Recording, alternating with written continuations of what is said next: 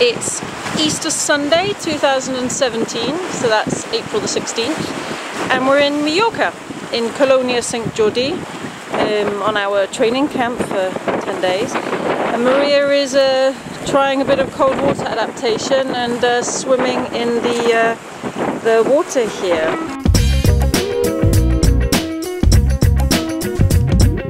I'm a native Ukrainian and a very native local person from Ivano-Frankivsk, born and raised here, and very proud to be from Ivano-Frankivsk.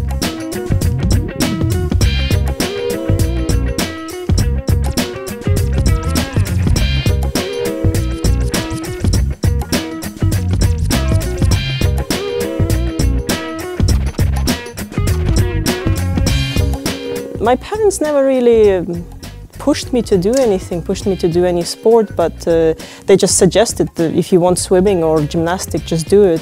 So I chose both, and since I was 4 or 5 years old, I've been swimming, and yeah, enjoyed it truly, and it stayed with me for the rest of my life. It was part of my life, it was part of my everyday life. I trained when I was at school, I trained when I was at university, and continued after that. And then it just grew from swimming to more endurance sports, cycling, triathlon, when I moved abroad.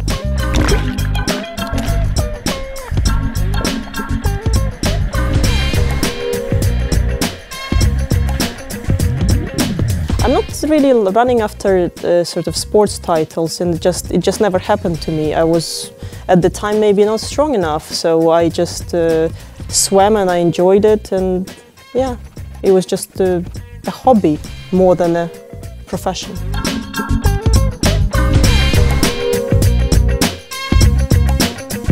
I didn't have an idea to swim over the English Channel as such, but I had an idea of just having a swimming challenge, and then eventually, by talking to 2 of my friends and just thinking it through, it just appeared in my head, and I had the seed and it grew into a bigger.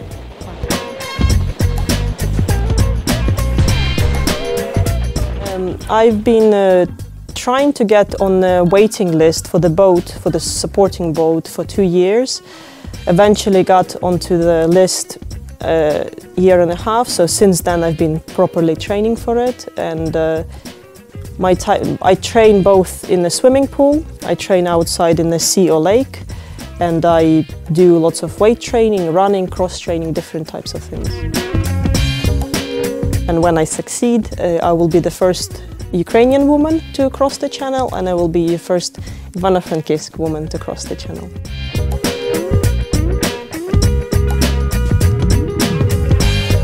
There are certain rules in place that you have to follow, and they are based on the way the crossing was done in the 1800s, late 1800s. And that means that you have to be without a wetsuit, so in a normal swimsuit, goggles, hat. You have a supporting boat nearby, swimming and making sure you're okay and guiding the way.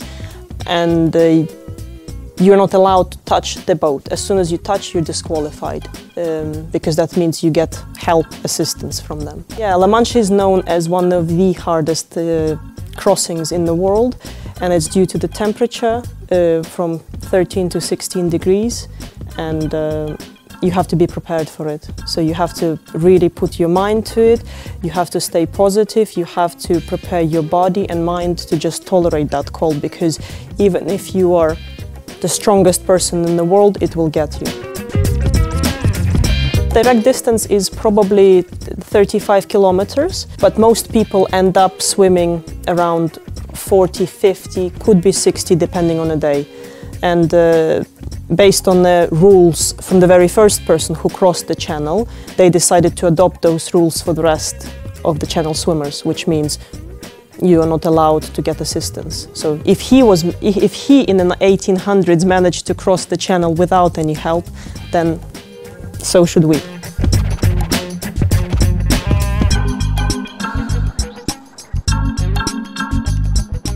The swim is planned for 29th of July or 29th to 6th of August, so I have a week to choose based on the day and based on the weather conditions.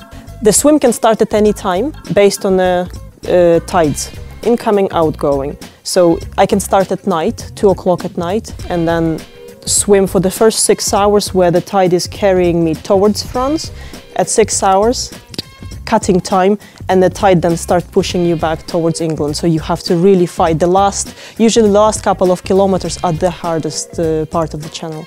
Sometimes people stopped and couldn't do anything anymore, kilometer from France. I'm not really scared as such. I'm trying to mentally, you have to be very positive, so I'm trying to mentally prepare myself for the challenge, but it's going to be hard, and I know it's going to be hard. Mom is not very happy about it, but she can't do anything about it, so she does her best to support in her own way.